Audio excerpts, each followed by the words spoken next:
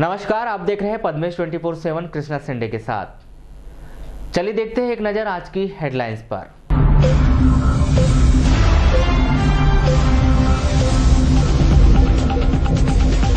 आकाशीय बिजली गिरने से 2 बच्चों की मौत। करंट लगने से नगरपालिका कर्मचारी की मौत।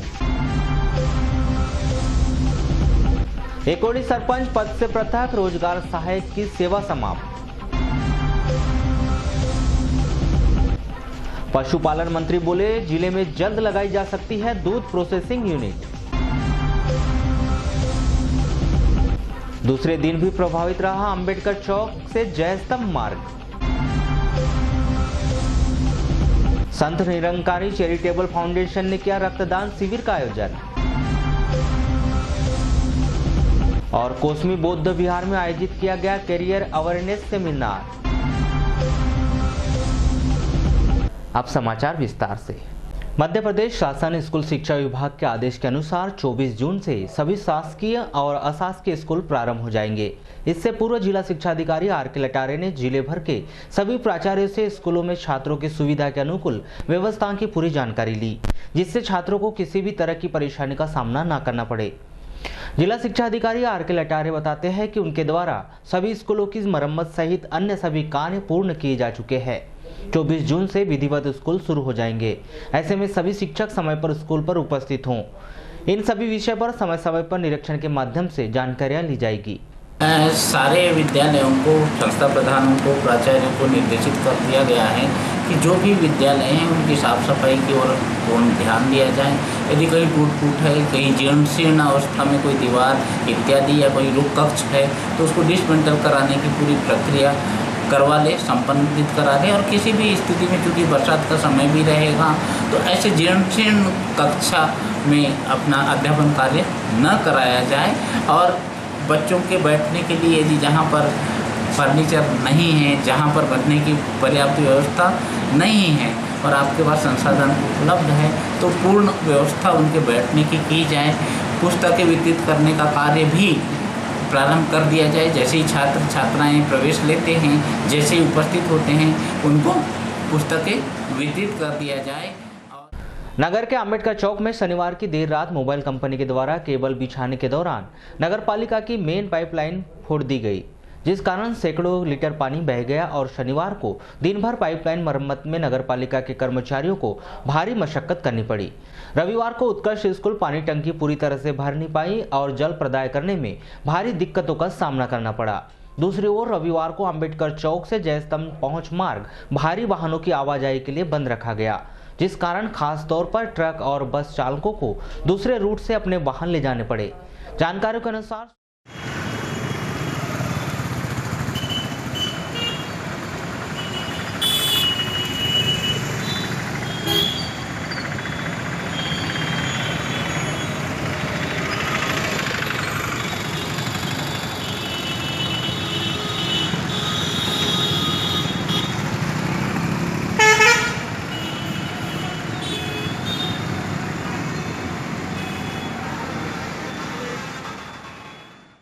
शहर के सरेका कोस में स्थित रामदेव बाबा मंदिर समिति के द्वारा रविवार को महाभंडारा का आयोजन किया गया। आपको बताएं कि समिति वर्ष भर भंडारे का आयोजन कराती है, लेकिन बारिश में यह भंडारे बंद हो जाते हैं। इसी वजह से बारिश से पहले महाभंडारे का आयोजन किया गया।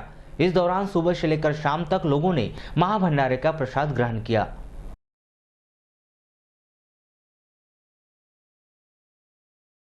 वारासुनी थाना अंतर्गत ग्राम पंचायत डोंगरगांव के शिवनगर के निवासी 2 बालक अक्षर पिता रवि भारती उम्र 16 वर्ष और आयुष पिता राजू गिरी उम्र 10 वर्ष की आकाशीय बिजली गिरने से मौत हो गई।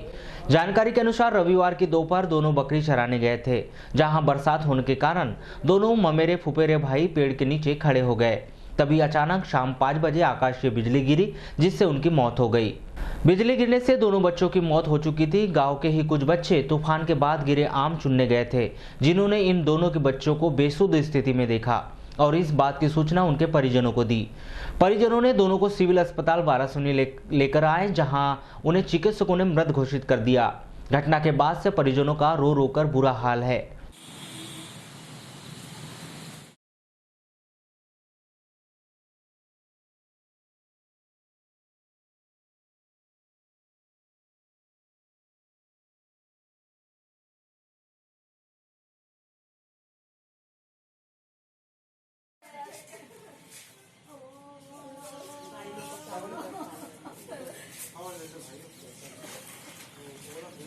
घटना की जानकारी मिलने पर जायसवाल मृतकों के घर पहुंचकर परिजनों को ढांढस बताया और अंत्येष्टि के लिए तत्कालीन राशि 5-5 हजार रुपया दी। आपको बताया कि बालाघाट जिले में बारिश शुरू होने के पहले ही बिजली गिरने की यह तीसरी बड़ी घटना है। जिले के खैलांजी तहसील के अंतर्गत दैतबर्रा में 1 जून और 15 जून को दोपहर बिजली गिरने के कारण घटना में 3 लोगों की मौत हो चुकी है। एक और घटना 23 जून को वारासिनी तहसील के डोंगर गांव में हो गई, जिसमें 2 बच्चों की मौत हो गई। मौसम विभाग के पूर्वानुमान के अनुसार 23 जून को मानसून जिले में लगभग सक्रिय हो चुका है, जिस कारण दोपहर में हल्की बारिश हुई। आपको बताएं कि रविवार की सुबह से ही आसमान में काले बादल छाए हुए थे, जिससे तापमान में कमी दर्ज की गई, लेकिन लोगों का उमस से बुरा हाल था। शाम होते होते बारिश के कारण लोगों को उमस से राहत मिली। मौसम वैज्ञानिकों के अनुसार अगले 24 घंटे के भीतर जिले में बारिश शुरू हो जाएगी।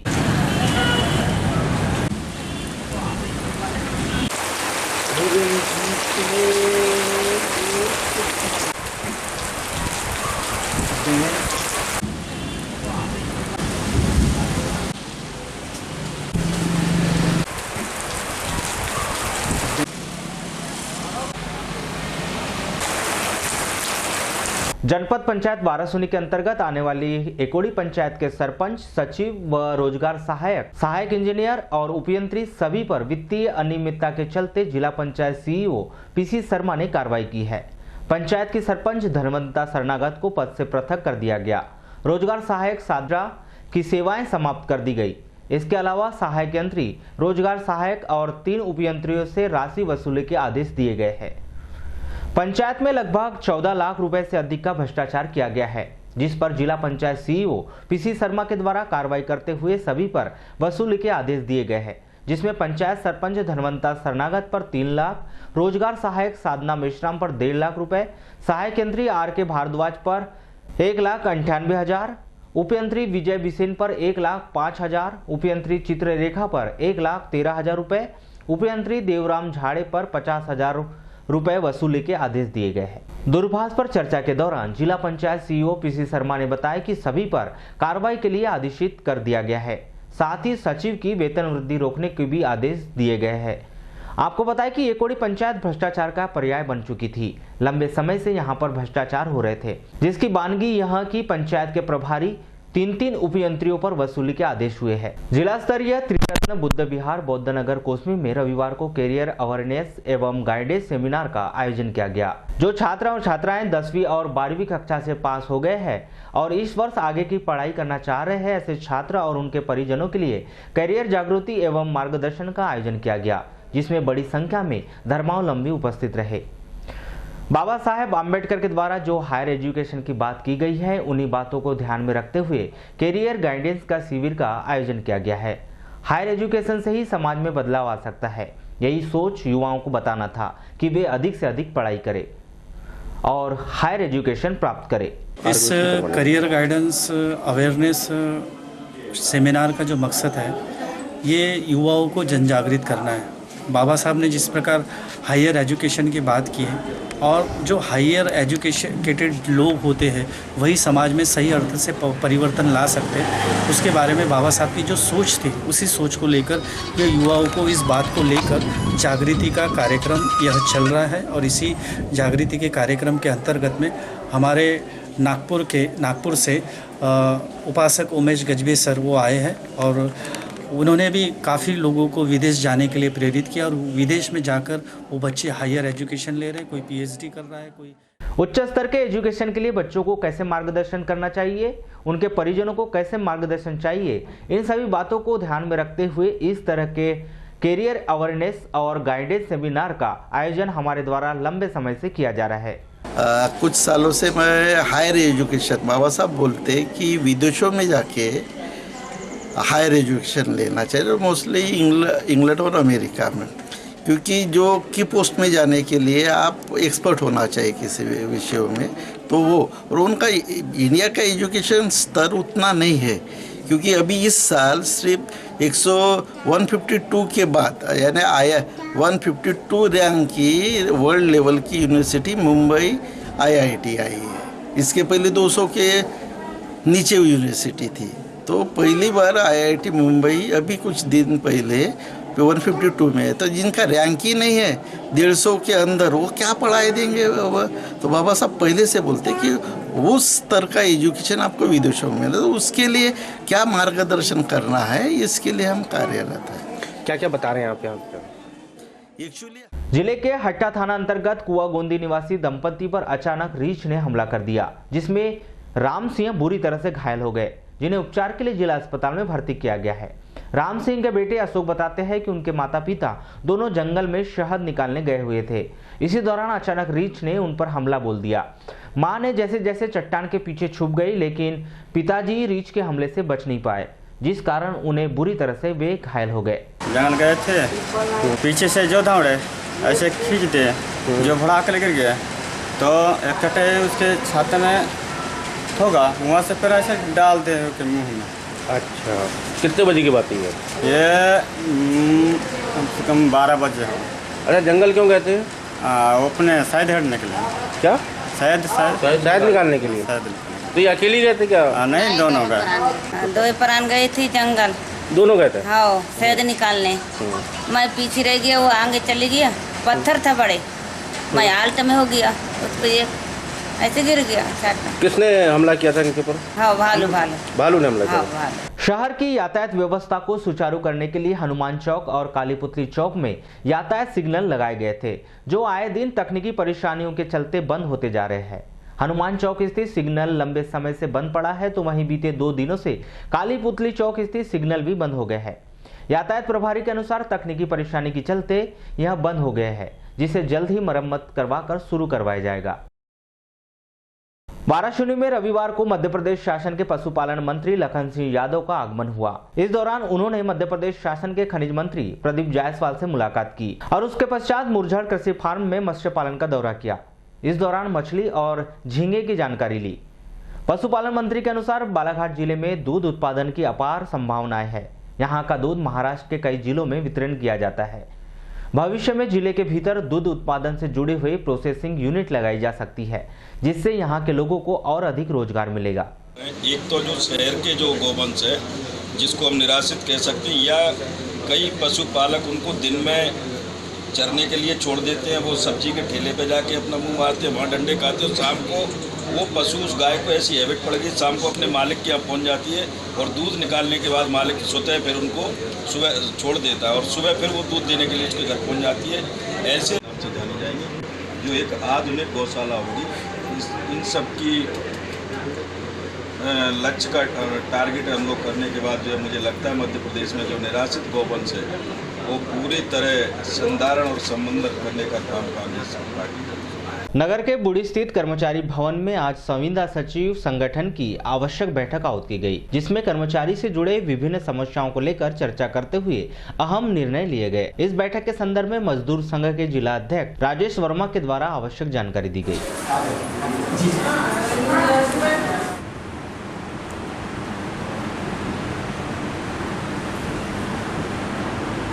ये अभी वर्तमान में हमारे स्वास्थ्य विभाग के संविदा कर्मचारी हैं, उन लोगों की भी यहाँ पे बैठक चल रही है।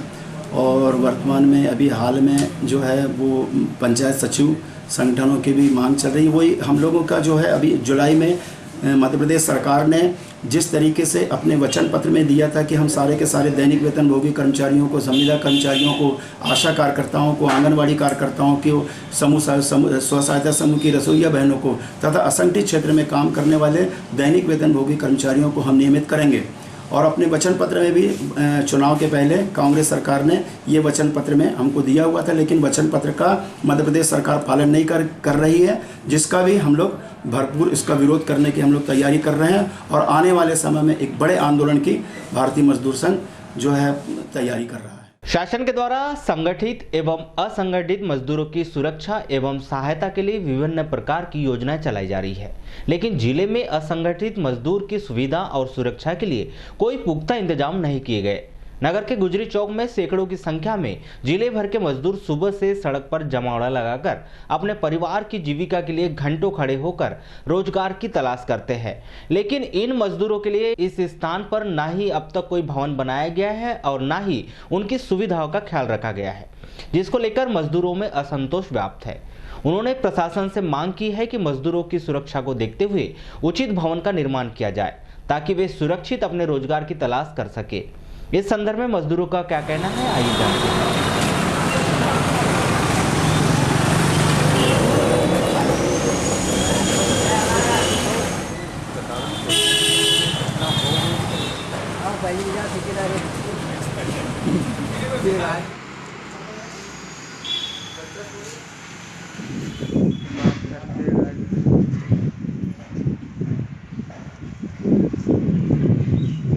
ये है कि यहाँ खड़े रहना पड़ता है धूप धाप में, बरसात में भी बनाना चाहिए भवन वगैरह। तो यहाँ पर कितने घंटे आप लोग खड़े रहते हैं? ये कम से कम 2 बजे तक के रहते हैं। 2 बजे तक रहते हैं। तो कोई बैठने की व्यवस्था नहीं, कुछ व्यवस्था नहीं, सड़क पर ही रहते हैं। अच्छा, क्या लगता है कि सुरक्षा को लेकर किस प्रकार की व्यवस्था होनी चाहिए? सुरक्षा होना चाहिए ना, बैठने लायक उठने लायक के रहना चाहिए। धूप में है तो दिन भर खड़े नहीं रह सकते। ये तो होना तो चाहिए लेबर वगैरह के बैठने के लिए कोई जगह होना चाहिए। ऐसे भी गाड़ी घोड़े यहाँ पे आते हैं, भीड़ भड़का बहुत रहता है, ऐसे में एक्सीडेंट होने का भी संभावना रहता है यहाँ। अच्छा, जैसे सरकार काफ़ी योजनाएं चला रही हैं, लेकिन जिला स्तर पर जो है मजदूरों की कोई सुरक्षा व्यवस्था नहीं। जैसे अभी एक घटना आपके सामने आई, सुना होगा आपने, एक मजदूर को जला दिया गया। हाँ। तो क्या लगता है किस प्रकार से प्रशासन को व्यवस्था करनी चाहिए? वो तो करना चाहिए ना, लापरवाही है प्रशासन। यूनियन कुछ नहीं यहाँ पे, कोई अध्यक्ष था यहाँ पे 4-5 साल से, अभी दिख नहीं रहा है यहाँ पे, ना आता है ना कोई कुछ। और यहाँ पे ऐसी घटना हो रही है कि कोई भी आता है लेके जाता है, जैसे कि एक दिलीप कह के था वहाँ से भरवेली से, कोई मास्टर था, उसने लेके गया कंजी घाटी में, उसका पता नहीं क्या जला उला के मार दिया। तो सब जब से वो कांड हुआ, जब से सब लिवर चौक में दहशत टाइप की मची हुई है। कोई भी आता है तो जाने को नहीं देखते, सिंगल आदमी, पहले सिंगल आदमी चल जाता था, अभी 4-5 की गैंगी जाती तो कहीं भी। तो यहाँ तुम्हारा कोई कार्यालय बना है क्या? यहाँ कोई कार्यालय नहीं है ना, कोई कुछ नहीं है। कोई भी आता है लेके उठा के लेके जाता है। तुम्हारी सुरक्षा को लेके बहुत बड़े सवाल है यहाँ पर। हाँ, देखिए यूनियन टाइप का बनना चाहिए, यहाँ पे कोई अध्यक्ष रहना चाहिए। तो एक वहीं इस मामले में भारतीय मजदूर संघ के जिला अध्यक्ष राजेश वर्मा ने कहा कि संघ असंगठित मजदूरों की लड़ाई के लिए हमेशा तत्पर है। मजदूरों के अधिकारों को लेकर शीघ्र ही एक बड़ा आंदोलन किया जाएगा। जो गुजरी चौक में जो मजदूर वहाँ पे खड़े रहते हैं, वो हज़ारों की संख्या में खड़े रहते हैं। एक तो वहाँ पे यातायात नियमों का भी बहुत ज़्यादा उल्लंघन होता है, पूरे मजदूर रोड में खड़े रहते हैं। मजदूरों के लिए यहाँ पे किसी प्रकार की कोई उचित व्यवस्था नहीं है। ये असंगठित क्षेत्र के मजदूर कहलाते हैं। मध्य प्रदेश शासन द्वारा और केंद्र सरकार द्वारा अनेक योजनाओं का इनको लाभ दिया जाता है और ये सुबह से शाम तक जो है वो मजदूरी करके अपना घर, अपना पेट पालते हैं और अपने परिवार के प्रति जो है वो अपना जीवन यापन करने का पूरा उनका प्रमुख साधन है उनका। उसके बावजूद भी जो मजदूरों को सुविधाएं मिलना चाहिए, मध्य प्रदेश शासन के जो नियम है, श्रम एक्ट के जो नियम बने हुए हैं, उनके तहत जो है उनको कोई सुविधाएं ऐसी प्रदान नहीं किया जाता। झारखंड में 14 जून को बिरसा मुंडा की प्रतिमा को तोड़ने वालों पर दंडात्मक कार्रवाई किए जाने और छत्तीसगढ़ के बस्तर जिले में बेलाडीला पहाड़ी पर अडानी इंटरप्राइजेस के द्वारा किए जा रहे अवैध उत्खनन पर प्रतिबंध लगाने और राज्यों की 5वीं अनुसूचित क्षेत्रों से विस्थापन और पलायन हो रहे आदिवासियों पर प्रतिबंध लगाए जाने की मांग को लेकर मिशन मध्य भारत आदिवासी बचाओ आंदोलन बिरसा ब्रिगेड ने राष्ट्रपति के नाम जिला प्रशासन को ज्ञापन सौंपा। इसके पूर्व नगर के एक समता भवन से बिरसा ब्रिगेड के तत्वाधान में एक रैली का आयोजन किया गया, जो नगर के प्रमुख मार्गों और चौराहों से भ्रमण करते हुए अंबेडकर चौराहा पहुंची, जहां पर राष्ट्रपति के नाम ज्ञापन सौंपा। इस संदर्भ में बिरसा ब्रिगेड जिला कार्यकर्ता सत्येंद्र इनवाती ने बताया कि रांची के झारखंड में 14 जून को बिरसा मुंडा के समाधि स्थल पर लगी भगवान बिरसा मुंडा की प्रतिमा को असामाजिक तत्वों के द्वारा तोड़फोड़ किया गया है। उन्होंने शासन से मांग की है कि इस मामले में एक जांच कमेटी बैठाकर दोषियों को कड़ी सजा दिलाई जाए और साथ ही ऐसा कानून पास हो आदिवासी मूल निवासी समाज के किसी भी महापुरुषों की प्रतिमा के साथ तोड़फोड़ करने वाले अनेक बार सोचना पड़ेगा।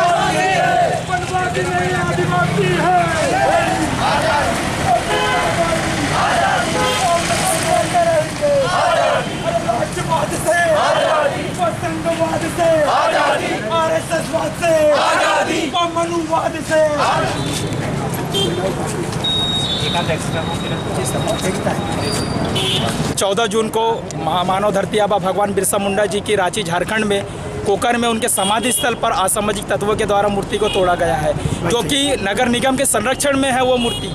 और ये मेरे को माना जा रहा है ऐसा कि ये मूर्ति तोड़ने की साजिश एक सरकार की भी हो सकती है, क्योंकि अभी आपका बस्तर जो जिला है उसके बैलाडीला पहाड़ी पर अडानी इंटरप्राइजेस NMDC के द्वारा अवैध रूप से उत्खनन कार्य किया जा रहा है। उस कार्य को दबाने के लिए एक षड्यंत्र के रूप में ये बिरसा मुंडा जी की प्रतिमा को तोड़ा गया है, मेरे को ऐसा लग रहा है। और दूसरी बात ये है कि अभी कल परसों जगदलपुर में भी गुंडाधड़ की मूर्ति को भी उन्होंने तोड़ दिए हैं। हम ये जो ज्ञापन आज जो सौंपने जा रहे हैं, हम 3 मांगों को लेकर के ज्ञापन सौंपने जा रहे हैं।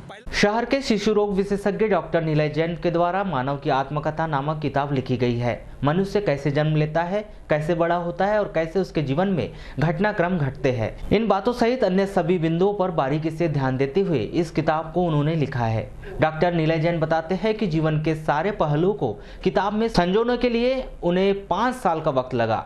इस दौरान उन्होंने हर पहलू को स्वयं जिया, जिसके बाद यह किताब लिखने में उन्हें सफलता मिली। ये जो किताब है ये सन में 2012 जनवरी से लिख रहा था और 2018 जनवरी में लगभग 5 वर्षों के पश्चात ये पूरी हो पाई। मेरी किताब का नाम है मानव जीवन की आत्मकथा। दरअसल ज़िंदगी जो है एक repetition of the life cycle है, या यूँ कहिए कि recycling of the life cycle है। एक पीढ़ी आती है, दूसरी पीढ़ी को जन्म देती है, बड़ी होती है, बूढ़ी होती है और भगवान द्वारा प्रदर्शित जीवन को भोगकर मृत्यु को प्राप्त हो जाती है। तो इस प्रकार देखा जाए तो हमारे पास जितने भी अनुभव हम अपनी पीढ़ी से सीखते हैं एवं पुरानी पीढ़ी से भी कुछ अनुभव सीखते हैं। इन दोनों पीढ़ी के अनुभवों को हम अगली पीढ़ी तक पहुंचाने की कोशिश करते हैं, लेकिन हमारी मृत्यु के साथ ही या परिवार के सदस्यों की मृत्यु के साथ ही सारे अनुभव मिट्टी में दफन हो जाते हैं और इन अनुभवों का फ़ायदा अगली पीढ़ी को नहीं मिल पाता। तो मेरी जो किताब है ये इसी अनुभवों पर आधारित है। ज़िंदगी के हर पहलू से जुड़ी घटनाएँ, अच्छाइयाँ, बुराइयाँ एवं प्रतिदिन नित्य जो नए नए अनुभव हम सीखते हैं, उन सारे अनुभवों को समेटकर संजोकर मैंने एक पुस्तक के रूप में क्रमबद्ध कर संजोने का प्रयास किया और उन्हें शब्दों में उतारा है। तो इस किताब में नगर पालिका के वाहन चालक बिल्ला बिरिया की करंट लगने से मौत हो गई। परिजनों ने बताया कि शनिवार की रात को नगर पालिका से लौटने के बाद बिल्ला घर में कूलर में पानी भर रहे थे। इसी दौरान अचानक उन्हें करंट लग गया, जिससे उनकी मौके पर ही मौत हो गई। आपको बताया कि रविवार को उनका पीएम करवाकर शव परिजनों को सौंप दिया है। गंगानगर निवासी बिल्ला की मौत की खबर सुनते ही नगर पालिका में शोक का माहौल व्याप्त था। बीते कई वर्षों से नगर पालिका में वाहन चालक के रूप में कार्यरत थे। नगर में होने वाले विभिन्न कार्यक्रम के दौरान उनके द्वारा नगर पालिका कर्मचारी के रूप में महत्वपूर्ण सहयोग दिया जाता रहा है। नगर पालिका में ड्राइवर। अच्छा, कैसी क्या घटना हुई थी? ये बोलते रात में घर गए तो कूलर वगैरह में पानी वगैरह डाल रहे थे और उनके साथ में ये हादसा करंट वगैरह लगा, इनसे खत्म।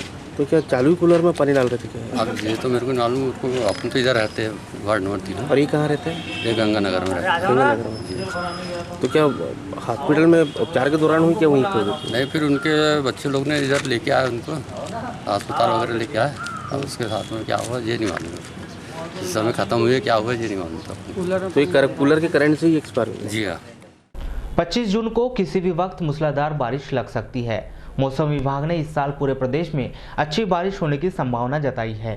चंद दिनों में शुरू होने वाली इस बारिश में लोगों की जान माल की सुरक्षा के लिए आपदा प्रबंधन का प्रमुख योगदान रहता है, लेकिन जिले का आपदा प्रबंधन लोगों की जान माल की हिफाजत के लिए महज 6 नाव के भरोसे दिखाई दे रहा है, जिसमें गोताखोर एक भी नहीं है। बारिश के दौरान किसी भी आपातकाल की स्थिति से निपटने के लिए जिला प्रशासन व होमगार्ड आपदा प्रबंधन ने 3 तहसीलों में नाव पहुंचा दी है। साथ ही राहत एवं बचाव के संसाधन उपलब्ध करा दिए हैं। इसके अलावा जिला प्रशासन व होमगार्ड आपदा प्रबंधन के द्वारा जिला तैराक संघ और नगर पालिका के तैराक कर्मचारियों की मदद देने की योजना बनाई गई है। वहीं बेकाबू होने की स्थिति को संभालने के लिए SDRF जबलपुर और एयरफोर्स की मदद देने की बात कही जा रही है।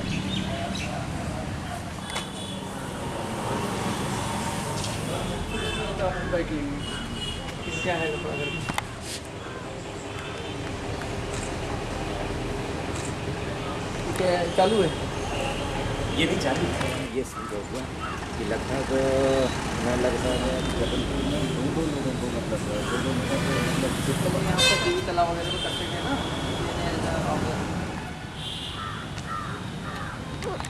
आपदा प्रबंधन एक ऐसी है कि तैयारी के लिए कलेक्टर महोदय से और डिस्ट्रिक्ट कमांडेंट साहब के मार्गदर्शन में हमारी टीम बना करके तैयार कर लिया गया है।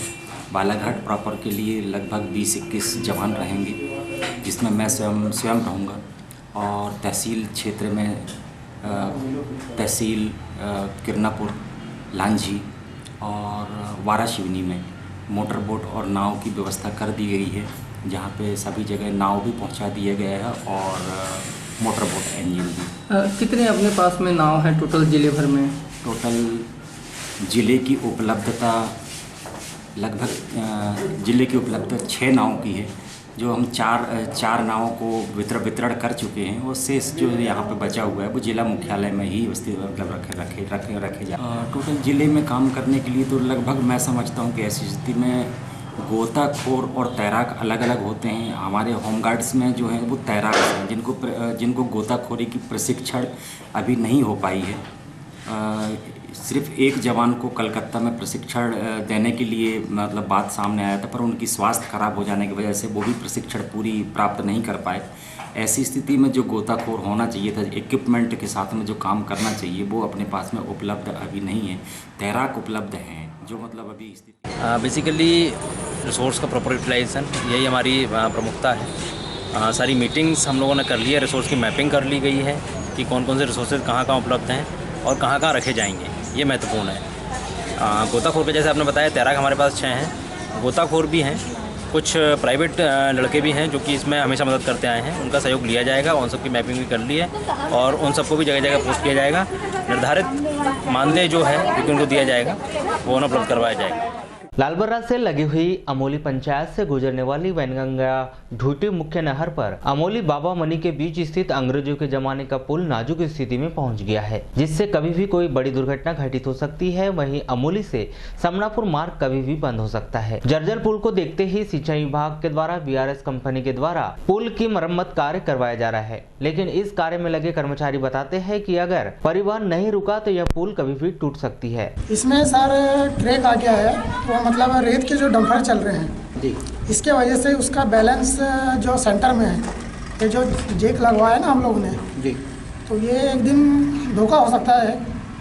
इसके वजह से क्या है, अगर रेत के डंपर रुक जाए तो कोई दिक्कत नहीं है। इसके ऊपर में मिनिमम 300 का स्लैब आएगा लोहा बंध के जी, तो ये मजबूती हो जाएगा।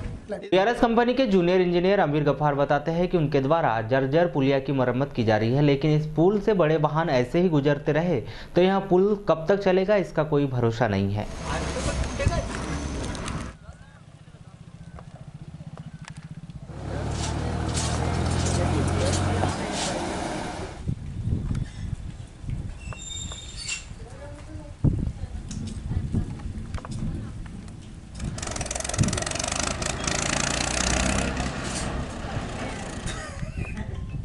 हेलो, हाँ, ये पुराना पुलिया था यहाँ पे, इसका वाइडिंग करके भी नया बना रहे, नया स्लैब कलवर्ट बनेगा यहाँ पे जी।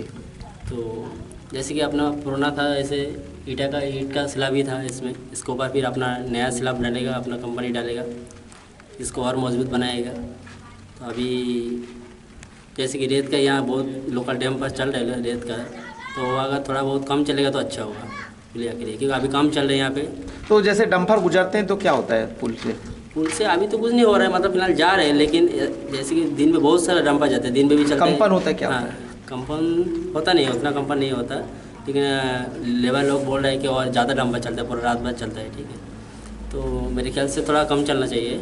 अभी फिलहाल काम चल रहा है, अगर वो चालू हो जाएगा, नया वाला चालू हो जाएगा तो फिर कोई दिक्कत नहीं। रविवार को एक दिवसीय प्रवास पर बालाघाट पहुंचे मध्य प्रदेश शासन के पशुपालन मंत्री लाखन सिंह यादव का लालबर्रा आगमन पर भव्य स्वागत हुआ। आपको बताएं कि लालबर्रा विश्राम गृह में दोपहर 2 बजे मध्य प्रदेश शासन के पशुपालन मंत्री लाखन सिंह यादव का कांग्रेसियों के द्वारा आतिशबाजी कर भव्य स्वागत किया गया।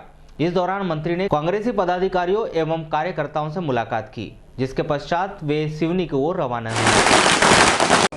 बहुत क्रांतिकारी कांग्रेस नेता है, कोई नहीं है।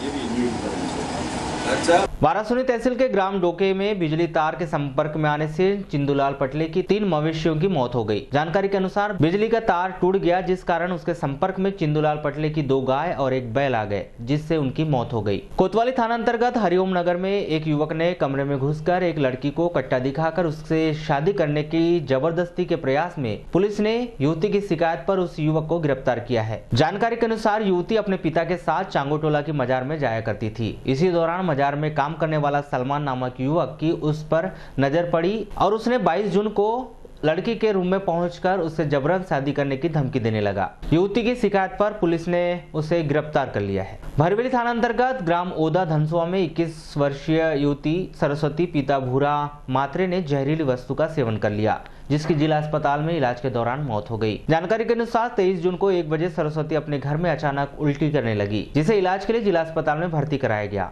जहां उसकी मौत हो गई। चिकित्सकों ने बताया कि सरस्वती ने कोई जहरीली वस्तु का सेवन कर लिया है, जिस कारण उसकी मौत हो गई है। जिले की सीमा से लगे सिवनी जिले के ग्राम कनारी उगली रोड सड़क पर भरवेली निवासी 2 व्यक्ति घायल हो गए। जानकारी के अनुसार फतेहलाल सहारे 45 वर्ष और महेश पटले सिवनी से बालाघाट जा रहे थे। इसी दौरान दूसरी तरफ से आ रही मोटरसाइकिल ने उन्हें टक्कर मार दी, जिससे दोनों घायल हो गए। इलाज के लिए दोनों को जिला अस्पताल में भर्ती कराया गया है। चलते चलते एक नजर आज की हेडलाइंस पर एक बार फिर।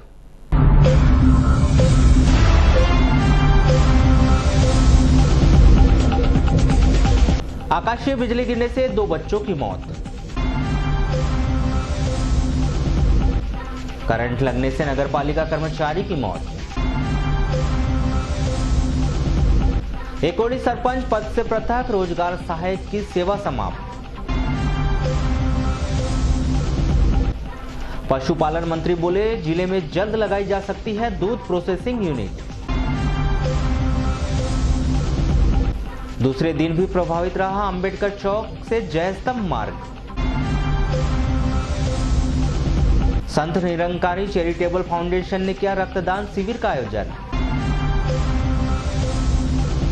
और कोसमी बौद्ध विहार में आयोजित किया गया कैरियर अवेयरनेस सेमिनार। तो पद्मेश 24/7 में बस इतना ही। बने रहिए हमारे साथ, तब तक के लिए दीजिए इजाजत। नमस्कार।